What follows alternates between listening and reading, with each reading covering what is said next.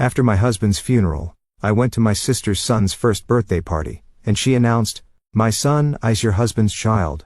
So as inheritance, I'll take half of your $800,000 house." She even showed me his will. I said, "Oh, I see," and tried to hold back my laughter. Because my name is Bridget, and at 34 years old, I never expected to be a widow. 3 months ago, I lost Adam, my husband of 11 years, to a sudden aneurysm. Just days after his funeral, I dragged myself to my nephew Lucas's first birthday party where my sister Cassandra dropped a bomb. She announced that Lucas was actually Adam's son, showing everyone a will claiming half of my $800,000 house. What she did not know was why I could barely hold back my laughter. If you are watching this from somewhere where family drama hits close to home, take a moment to like and subscribe. Trust me, you will want to hear how I handled what came next. Adam and I met 12 years ago at a charity auction benefiting children with cancer.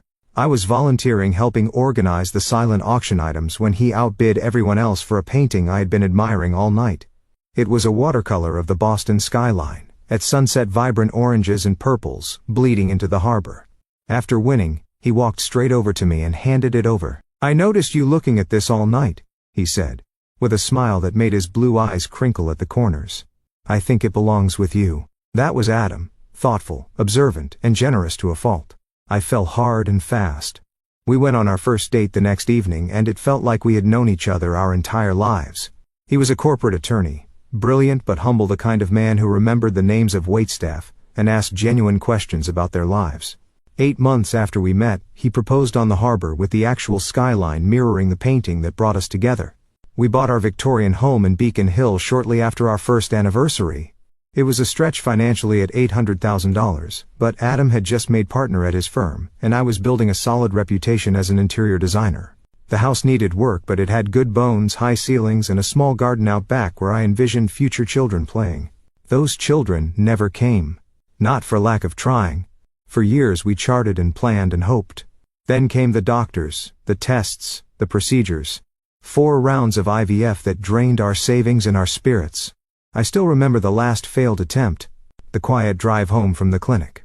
Adam reaching across the console to hold my hand, neither of us speaking because we both knew that was the end of that road. We can still have a beautiful life. Adam said that night as we sat on our porch swing. "You and me, that is enough." And he meant it. We slowly rebuilt our dreams. We traveled. We poured ourselves into our careers. We renovated the house room by room until it was the showcase home I had always imagined. Adam supported my business when I decided to launch my own interior design firm. Our life was full, if different than what we had first planned. My younger sister Cassandra was always in the periphery of our happiness. 4 years younger than me at 30, she had always been the wild child of the family. While I was studying design and building a business, she was bouncing between jobs and relationships. Our parents constantly worried about her, which translated to them making excuses for her behavior and bailing her out of financial troubles repeatedly. Cassandra and I had a complicated relationship from childhood. She was undeniably beautiful, with the kind of effortless charm that drew people to her. But there was always an undercurrent of competition from her side. If I achieved something, she needed to one-up me. When I started dating Adam, she suddenly became interested in law students. When we bought our house, she complained for months about her apartment, fishing for our parents to help her upgrade. It was exhausting, but Adam encouraged me to maintain the relationship. "She is your only sister," he would remind me. "Family is important." 2 years ago, Cassandra started dating Tyler, a bartender she met while out with friends. He was handsome in a rugged way, with tattoos covering his arms, and a motorcycle that our parents disapproved of. Their relationship seemed volatile from the outside, with dramatic breakups and passionate reconciliations. Then came the pregnancy announcement at Thanksgiving dinner the year before Adam died. It was unexpected, to say the least. I was living into societal expectations. Yet there she was, announcing her pregnancy, with theatrical tears and declarations about the miracle of life. I felt the familiar sting of jealousy. After all our struggles, all our heartbreak, Cassandra had accidentally achieved what we had desperately wanted. But I pushed those feelings down. I was genuinely happy for her, and I was determined to be the best aunt possible to her child. Lucas was born a healthy 8 pounds 4 ounces. I was at the hospital with flowers and a handmade blanket I had spent months knitting. Cassandra seemed overwhelmed by motherhood from the start, often calling me in tears about Lucas's colic or her exhaustion. I stepped in as much as I could, sometimes watching Lucas overnight so she could sleep. Adam was less involved with Lucas than I was. In retrospect, I thought it was because of our own infertility struggles that it might be painful for him to bond with a baby that was not ours. He was always kind when Cassandra brought Lucas over, but he maintained a certain distance that I never questioned at the time. Then came that terrible Tuesday morning. Adam complained of a headache before leaving for work. I suggested he stay home, but he had an important client meeting. Just a migraine, he insisted, kissing me goodbye. "I will call you after the meeting." That call never came. Instead, I got one from the hospital. By the time I arrived, he was already gone. Brain aneurysm, they said. Nothing could have been done. He was 36 years old. The next days passed in a blur of arrangements and grief. Cassandra was strangely absent during most of it, sending text messages claiming Lucas was sick or she could not find a babysitter. When she did appear at the funeral, she stayed briefly, keeping to herself and leaving before the reception. I was too numb with grief to think much of it at the time. 1 week after we laid Adam to rest, Lucas's first birthday arrived. The last thing I wanted to do was attend a children's birthday party, but family obligations pulled at me. "Adam would want you to go," my mother insisted during one of her daily check-in calls. He always said, "Family comes first." So I found myself driving to Cassandra's small rental house in a less desirable part of town. A wrapped gift on the passenger seat and dark circles under my eyes that no amount of concealer could hide. I had barely slept since Adam died, spending nights staring at his empty side of the bed, reaching for a warmth that was no longer there. I parked behind a line of cars and took several deep breaths before grabbing the gift and heading inside. No one should have to fake happiness so soon after losing their husband, I thought, but I plastered on a smile and knocked on the door. Cassandra's friend Jenna opened it, her eyes widening slightly at the sight of me. "Oh, Bridget, you made it," she said, her voice oddly strained. She glanced over her shoulder before stepping aside. "Come in. Everyone is in the backyard." The small house was decorated with blue balloons and streamers. A banner reading "Happy First Birthday, Lucas" stretched across the living room wall. I noticed a group of people I did not recognize clustered in the kitchen, whispering. They fell silent as I passed, their eyes following me. In the backyard, more guests stood in small groups, plastic cups in hand. I spotted my parents sitting awkwardly at a picnic table, looking uncomfortable. My father stood when he saw me, relief washing over his face. "Bridget," he said, embracing me. "We were not sure you would come." "Of course I came," I replied, setting the gift on the designated table. "Where is the birthday boy?" "With Cassandra," my mother said, not quite meeting my eyes. "They should be out soon for the cake." I mingled awkwardly, accepting condolences and deflecting questions about how I was holding up. Everyone seemed on edge, conversations stopping abruptly when I approached. I chalked it up to people not knowing how to act around a newly minted widow. After 30 uncomfortable minutes, Cassandra emerged from the house carrying Lucas on her hip. She was wearing a new dress I had never seen before. Her hair freshly highlighted. Lucas looked adorable in a little button-up shirt and bow tie, his chubby legs kicking with excitement at all the attention. Cassandra barely acknowledged me as she placed Lucas in his high chair. She seemed energized, almost giddy, moving around the yard with an unusual confidence. The guest experienced a spoon against her cup, calling for everyone's attention. "Thank you all for coming to celebrate Lucas's special day," she began, her voice carrying across the yard. "This past year has been full of surprises and challenges, as many of you know." The guests exchanged glances. My mother suddenly became very interested in her shoes. "I have been keeping a secret," Cassandra continued, placing a hand on Lucas's head. "One that I can no longer hide, especially after recent events." A chill ran down my spine. Something was very wrong. "Lucas is not Tyler's son," she announced, her eyes finding mine across the yard. "He is Adam's." The world seemed to stop. I heard gasps around me, felt my father stiffen beside me, but it was all background noise to the rushing in my ears. "Bridget's husband and I had a brief affair 2 years ago," Cassandra continued, her voice steady and rehearsed. "It was a mistake, a moment of weakness for both of us. We never meant to hurt anyone, but these things happen." I stood frozen, unable to process what I was hearing. My sister was claiming she had slept with my husband, that her son, the nephew I had lovingly cared for, was actually Adam's child. It was so absurd that I almost laughed out loud. Cassandra was not finished. She reached into her purse and pulled out a folded document. Adam knew the truth about Lucas. Before he died, he updated his will. She held up the paper. He wanted his son to be provided for. "This will states that half of the house Adam and Bridget owned should go to Lucas as his biological child." Every eye in the yard turned to me. I could see the pity, the morbid curiosity, the discomfort. My parents looked stricken, my father half standing as if unsure whether to intervene.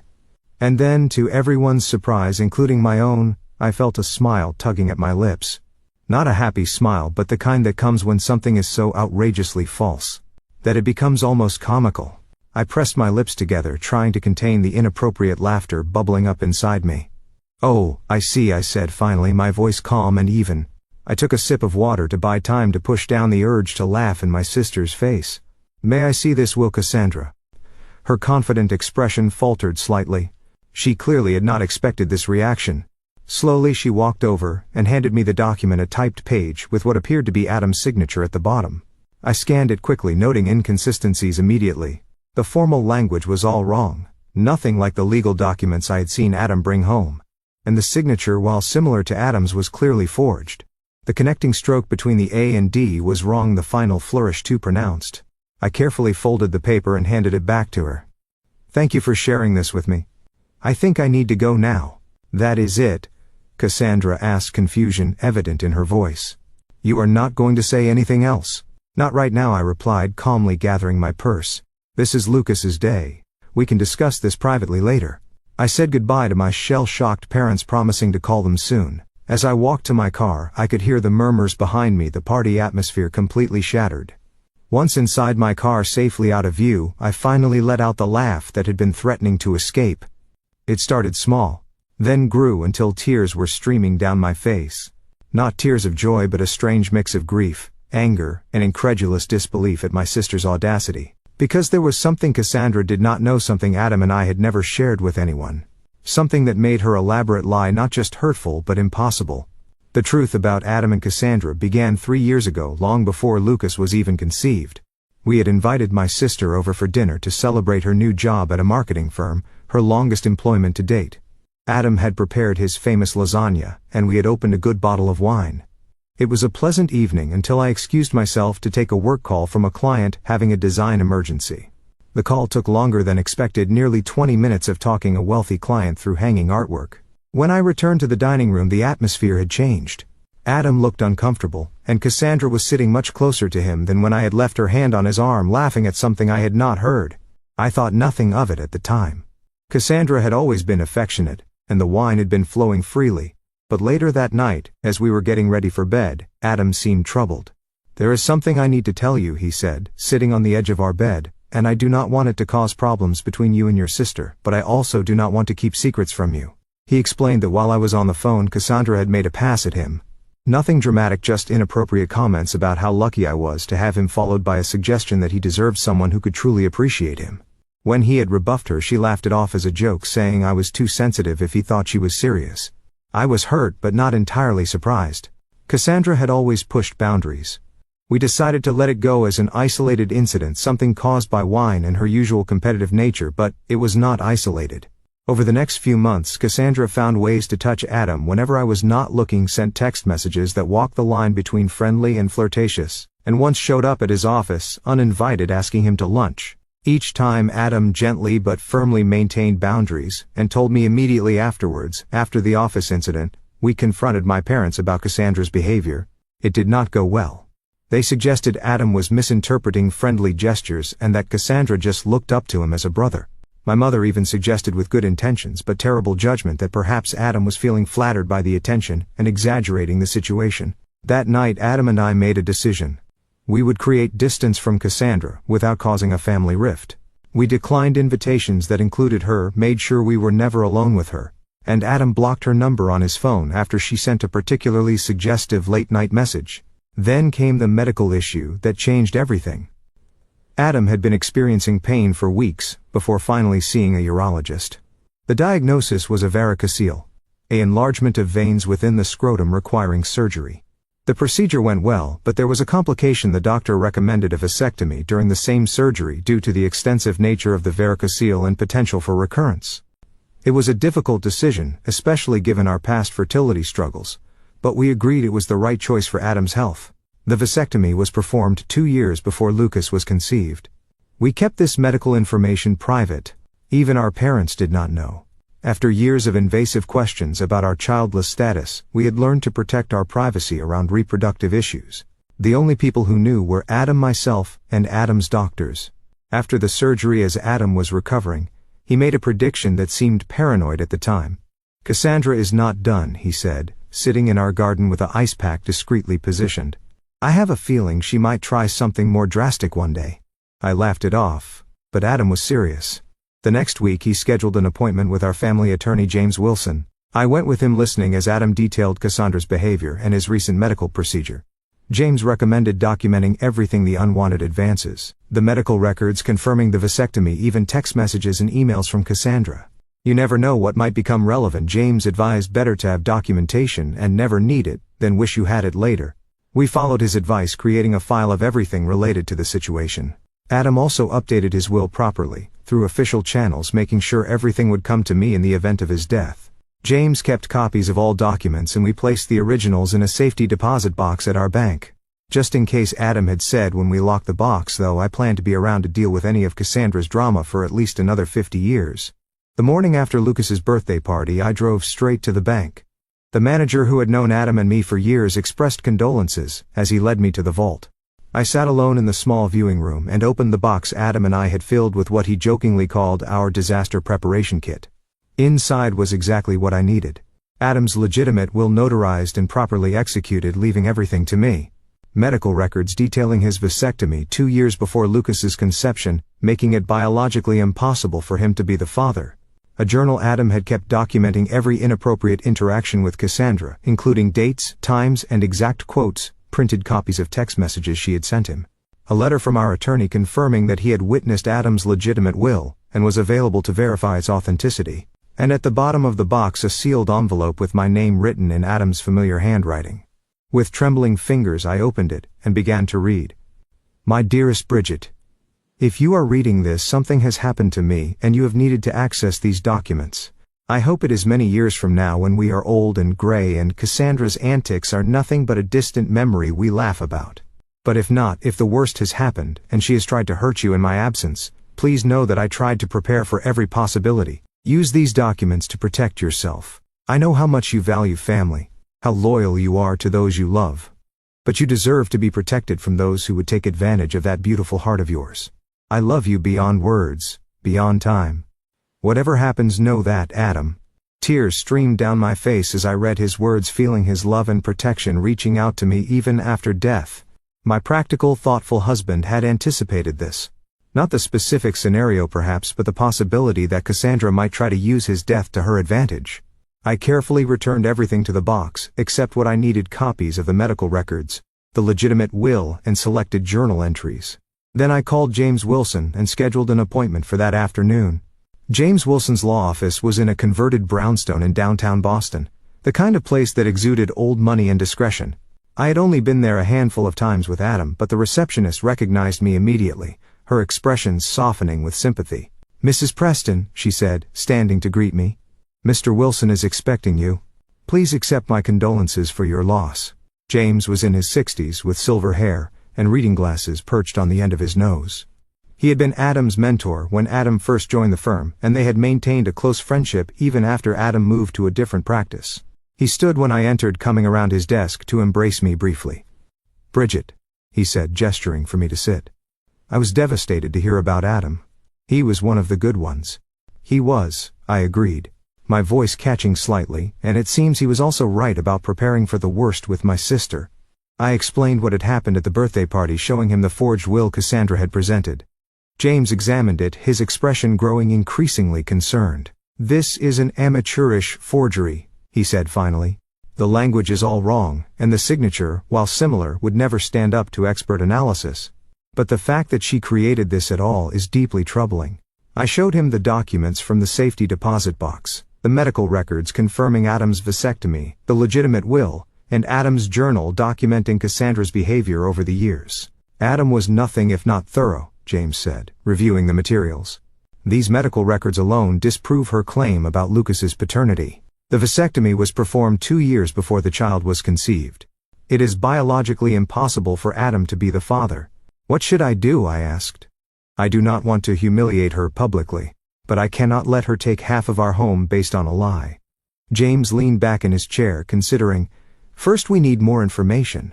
I recommend hiring a private investigator to look into Cassandra's current situation. There is likely a motivation beyond simple cruelty here.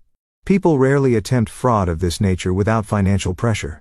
He recommended Frank Delaney, a former police detective who now worked as a private investigator, often on cases for the firm. I agreed, and James made the call, immediately explaining the situation in broad strokes.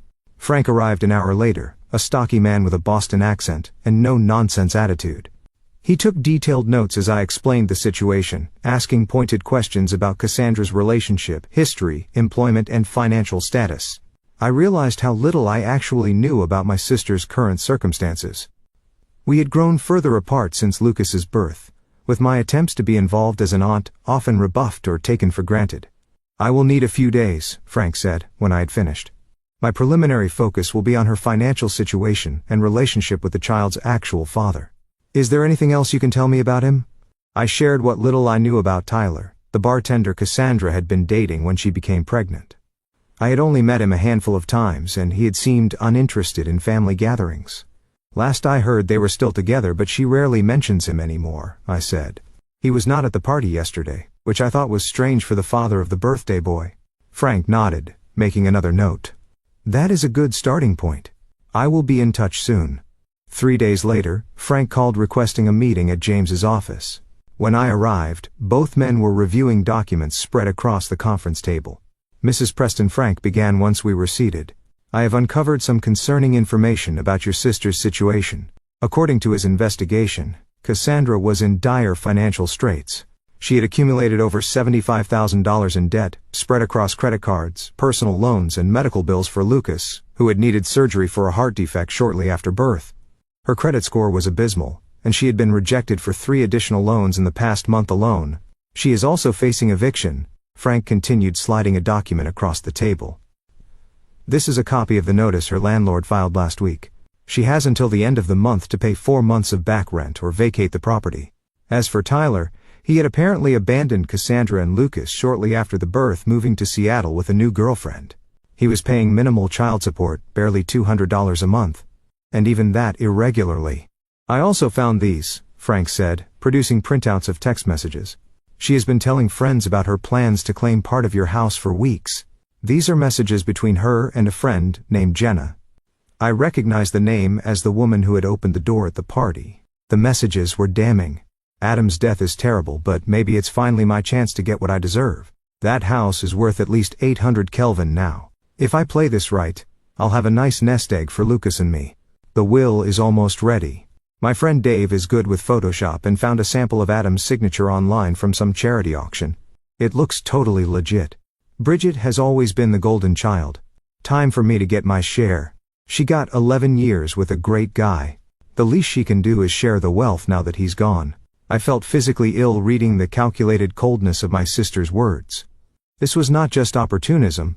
It was premeditated fraud designed to capitalize on my grief. "There is more," Frank said gently. "I ran a background check on Tyler Martin, the actual father. He has a history of domestic violence charges from a previous relationship and currently has a warrant out for unpaid child support for another child in New Hampshire. He is not someone you would want around your nephew." I sat in stunned silence, trying to process everything. My sister was not just desperate. She was willing to destroy Adam's reputation and our marriage to solve her financial problems, and her choice in partners had put Lucas in a potentially dangerous situation. "What do I do with all this?"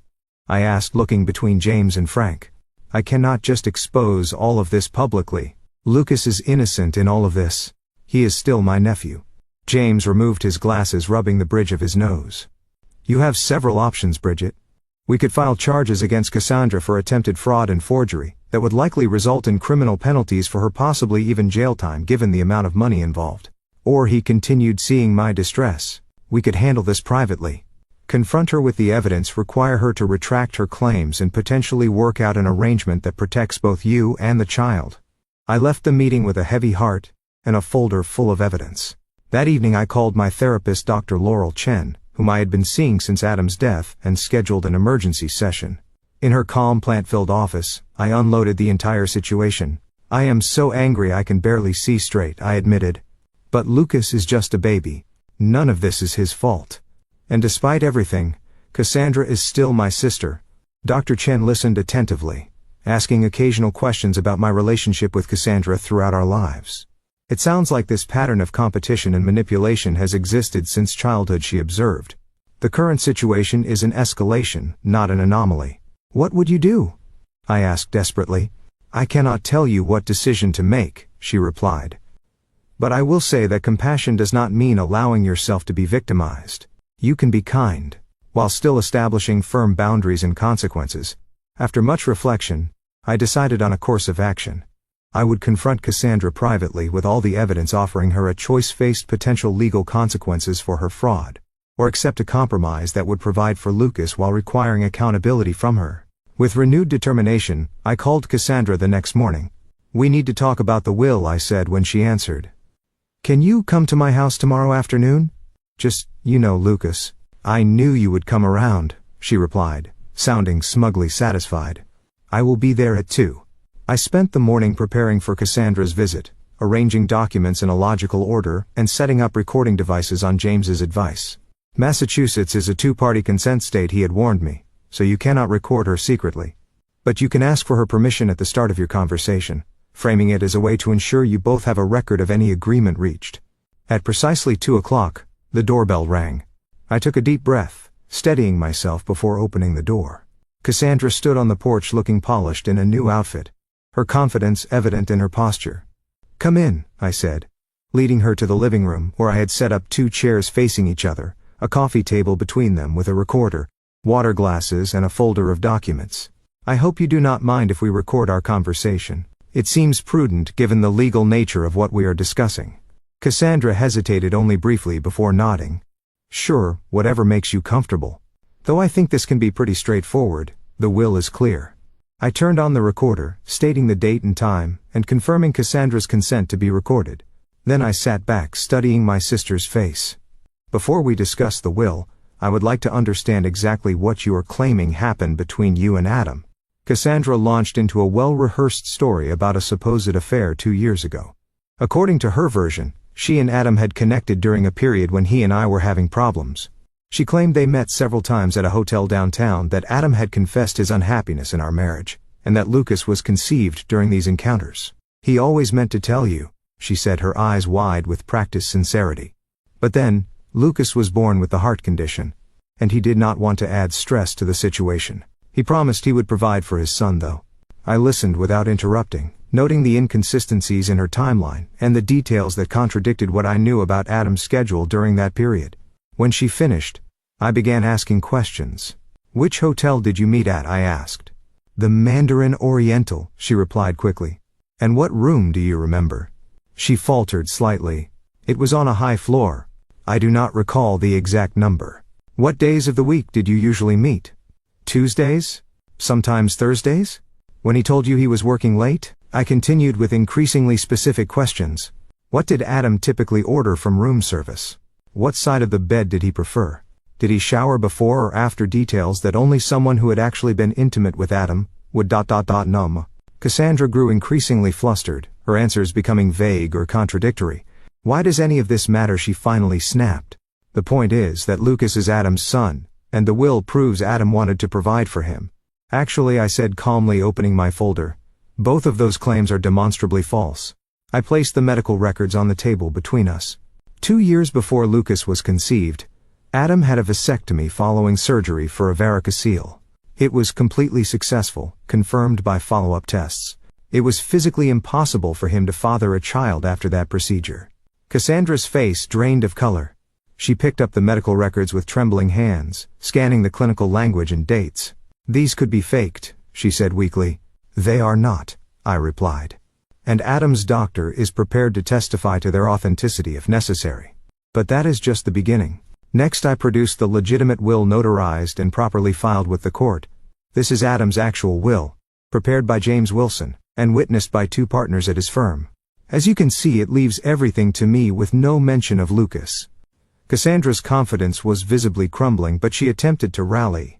He must have changed it after this was drawn up. The will I have is more recent. The will you have, I said evenly, is a forgery. A poor one, I might add.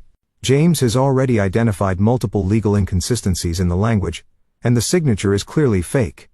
Creating a fraudulent will is a felony in Massachusetts punishable by up to 5 years in prison. I continued methodically presenting evidence. Adam's journal documenting her inappropriate advances, the text messages between her and Jenna discussing the plan. And finally the report from Frank's investigation detailing her financial troubles, eviction notice and Tyler's abandonment. "We know everything, Cassandra," I said as she sat in stunned silence. "The question now is what happens next." For a long moment she did not speak. Then to my surprise she began to cry. Not the theatrical tears I had seen her use to manipulate our parents, but deep body-racking sobs. "I did not know what else to do," she finally said between gasps. "I am going to be homeless. Lucas and I will be out on the street in 2 weeks. Tyler left us with nothing. The medical bills just keep coming. I thought if I could just get some money from the house." "So, you decided to destroy Adam's reputation?" I asked, my voice hardening. "To tell everyone he cheated on me. To forge legal documents. I was desperate." She shouted, her sadness turning to anger. "You have everything, this big house, a successful business. Everyone's respect. What do I have? A baby with a heart condition, $75,000 in debt, and an eviction notice. You try making good decisions in that situation." Her outburst hung in the air between us. The raw honesty of it, stripped of the manipulation and lies, reached something in me. Not forgiveness, not yet, but perhaps understanding. "Lucas is Tyler's son, is not he?" I asked more gently. She nodded, wiping her eyes. "Yes, Adam never touched me, not like that. I did try with him years ago. He always shut me down immediately. He was annoyingly loyal to you. And the will? My friend Dave helped me create it. He does graphic design and thought it would be easy to fake a signature. I was going to use it to pressure you into giving me money. I never thought you would actually look into it so thoroughly." I turned off the recorder and sat back, considering my next move. Cassandra watched me nervously, clearly expecting the worst. "I could press charges," I said finally. "What you did was illegal, not to mention cruel and calculated." She nodded miserably. "I know. But that would hurt Lucas," I continued. "And despite everything, he is my nephew. I love him." I leaned forward, making sure she was looking directly at me. "So here is what is going to happen. You are going to tell everyone the truth. That you lied about the affair, that Lucas is not Adam's son, and that you forged the will.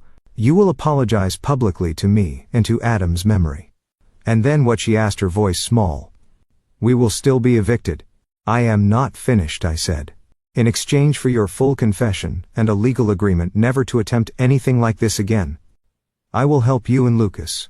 Not by giving you half my house, but by setting up a trust fund for Lucas's education and medical needs, and helping you find stable housing." Her eyes widened. "Why would you do that after what I did?" "Not for you," I said honestly.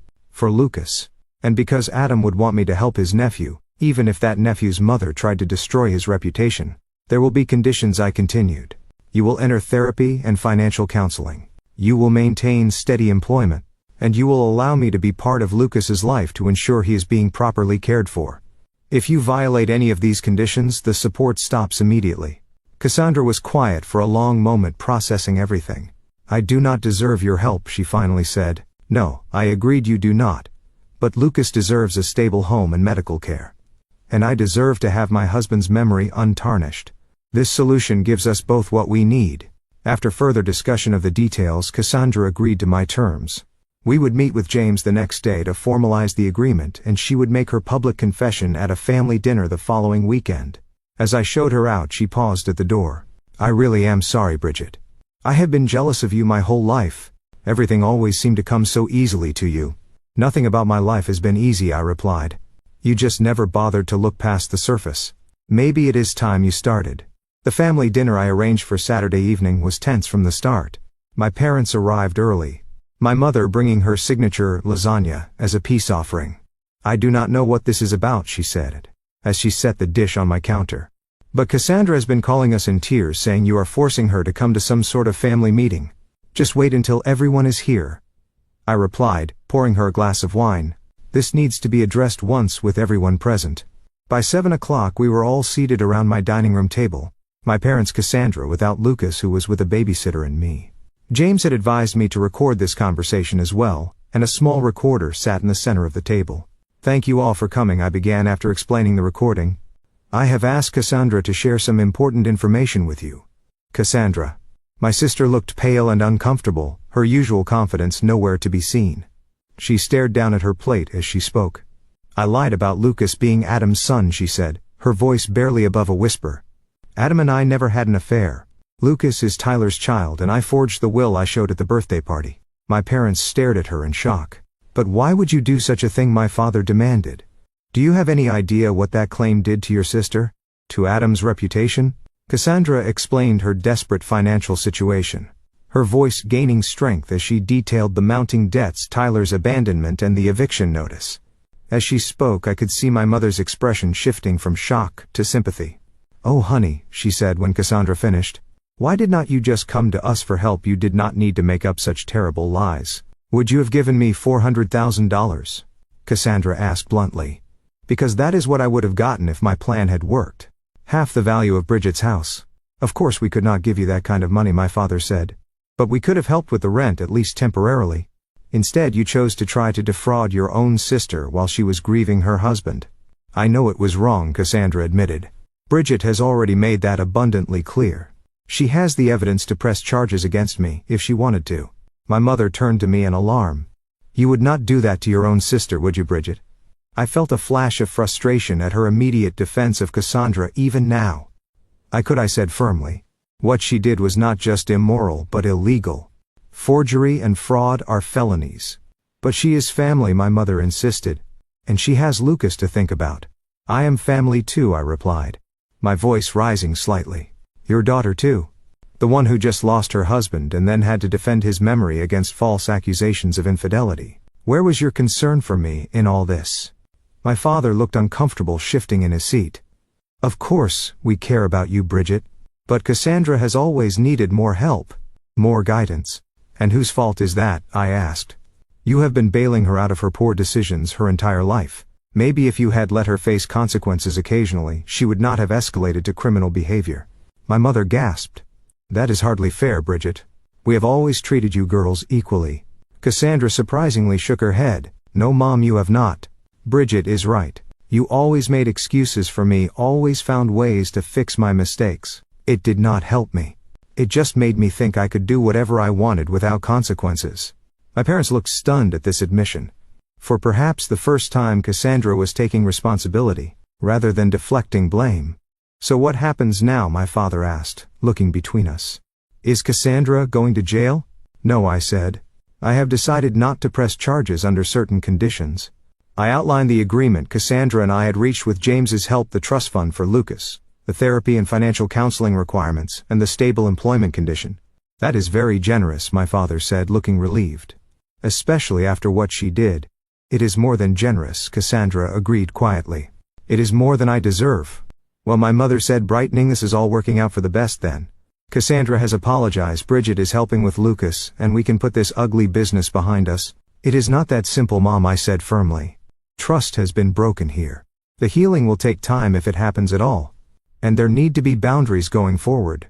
What kind of boundaries? She asked, looking worried. For one thing, I need you both to stop enabling Cassandra's behavior. No more bailouts, no more excuses. She needs to stand on her own feet with appropriate support that does not perpetuate dependency. My father nodded slowly. That seems reasonable. And I need you to respect that my relationship with Cassandra will be different now. I am involved in Lucas's life because I love him and want the best for him. But Cassandra and I will not be close the way we once were, at least not for a long time. My mother looked distressed.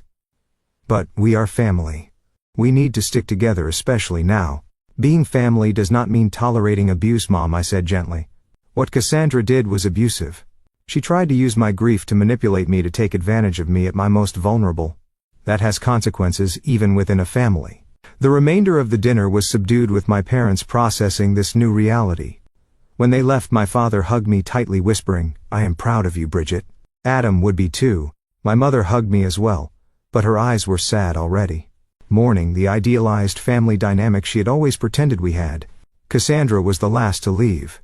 At the door she hesitated. I really am sorry, she said again. Not just for the will and the lies, but for everything.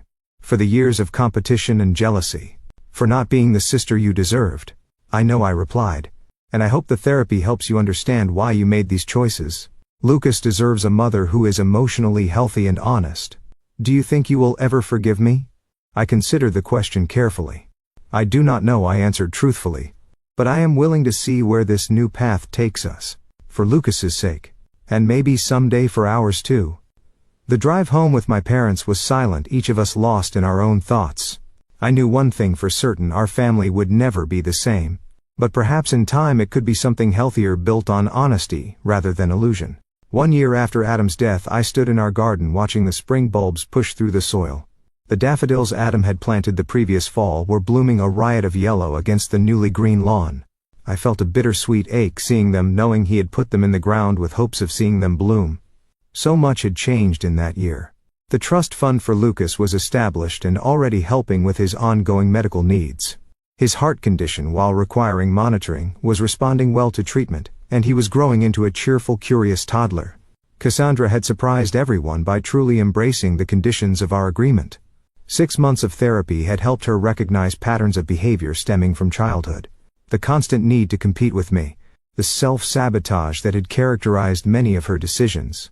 She had found steady employment as an office manager at a dental practice, a job that provided stability and benefits. Our relationship remained formal but cordial. I saw Lucas regularly, taking him for outings to the park or the children's museum. Cassandra and I did not pretend to be close, but we had found a way to coexist peacefully for Lucas's sake. My parents had struggled initially with the new boundaries I had established. My mother especially found it difficult to accept that her daughters would not have the close relationship she had always envisioned. But over time they too had adjusted, learning to support Cassandra, without enabling her dependency. As for me, the grief support group I had joined shortly after Adam's death had become a lifeline. 12 strangers bound together by loss had become friends, understanding each other in ways that even well-meaning family and friends could not. We met weekly, sharing our journeys through grief, celebrating small victories, and supporting each other through the inevitable setbacks.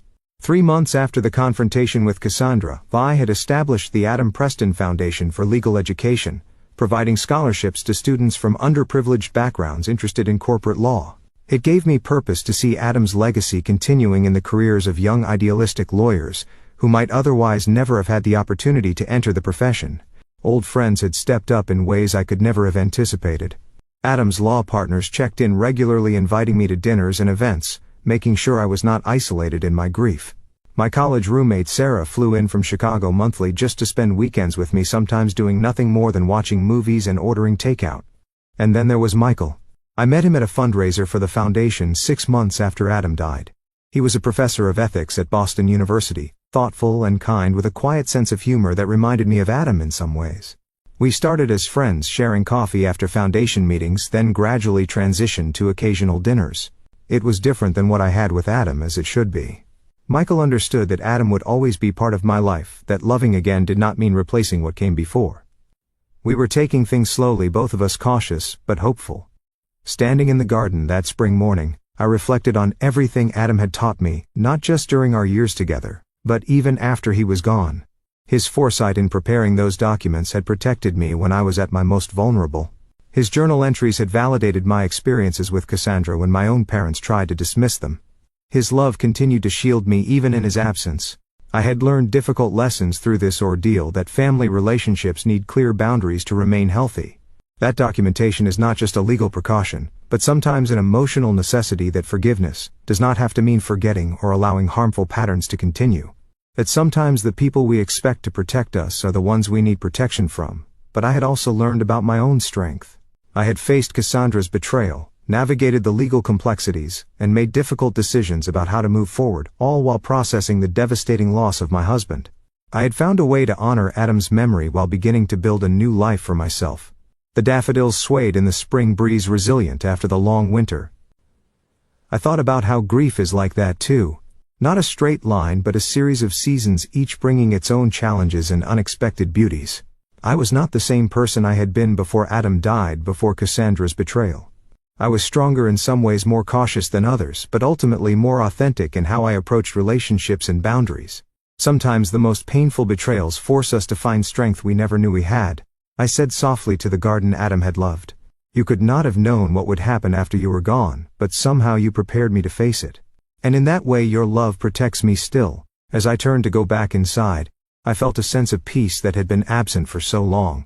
Not because the grief was gone, it never would be completely, but because I had found a way to carry it alongside hope for the future. Adam had given me that gift, teaching me that love endures even when the person is gone, that preparation and honesty are acts of profound caring. If there is one thing I would share with anyone facing betrayal within their family, it is this: protect yourself with both documentation and boundaries. The people who truly love you will respect those boundaries, and the ones who do not were never safe for you to begin with. Have you ever had to establish difficult boundaries with family members? Thanks for watching. Take care. Good luck.